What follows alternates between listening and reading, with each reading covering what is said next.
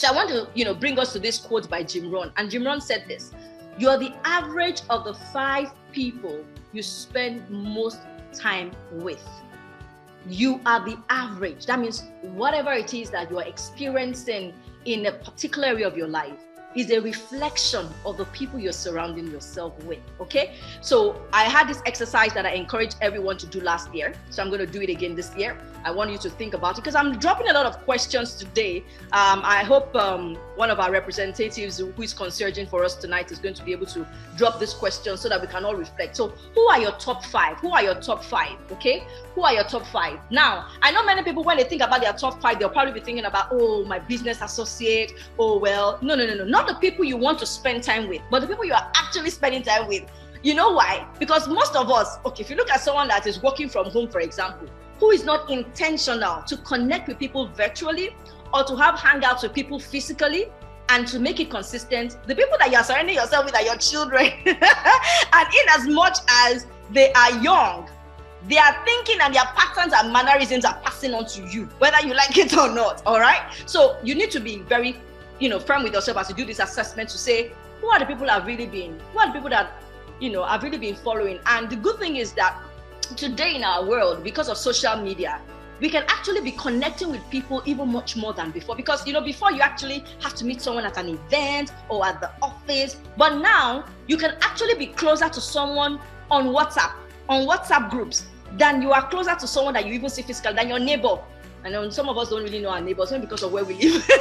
But we have people that we are closer to on WhatsApp because we're always checking on them. We are checking their, updates. We're checking their stories on Instagram. We know everything about them. We know that they've traveled. We'll be the ones that will say, oh, this person just bought a new car.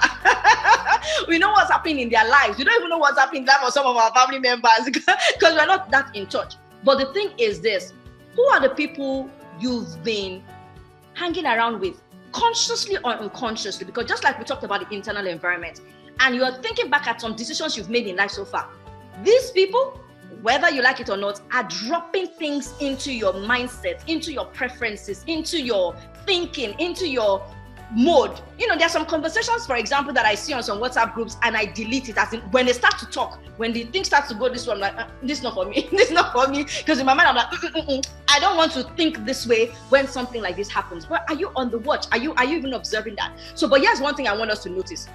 Negative people or negative influence will never give you a positive outcome in your life.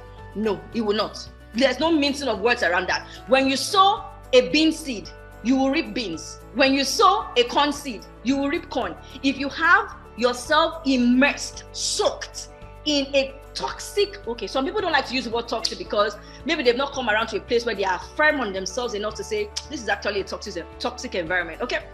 But if it is negative, if it is not aiding you for good or your dream for good, right?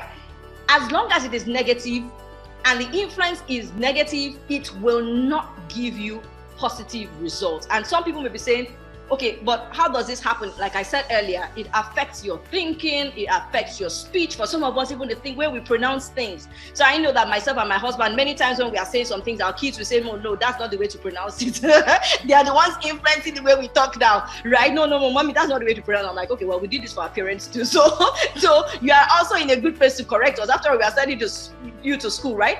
So, but the thing is, they affect even our dressing, our parenting. I used this example last year. Some of us ladies have moms that used to dress on point. I'll use the word on point when we're growing up. And so even us, when we are going out, even if it means brushing our hair, and looking tidy, before you show up somewhere in your mind, you're like, it's just a wiring that you have that I need to look good because that was the influence that mom had on you. But like I said, the influence that people on your outside have on you, it's very subtle. You'll just find out that your conversation starts to get molded after that person because you're not really thinking about it. You're not appreciating the gap between when the thing happens to you and when you replay it back or when you react or when you respond, because you feel it automatically with the responsible other people that you've been studying and you've been permitting in your space. But if you want to look at the people you've permitted unconsciously around you for so far, because some people may be saying, okay, well, how do I even know the people that I've been allowing in my space? Most times, most times there are people that you have common values with or shared interests. So there are people that probably like the kind of things you like, or there are people that have the kind of values that you have.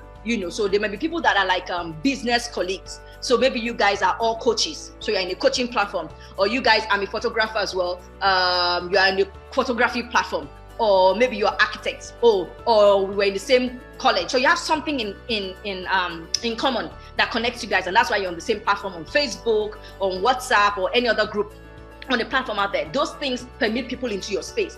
But beyond that permission, there's an inner circle.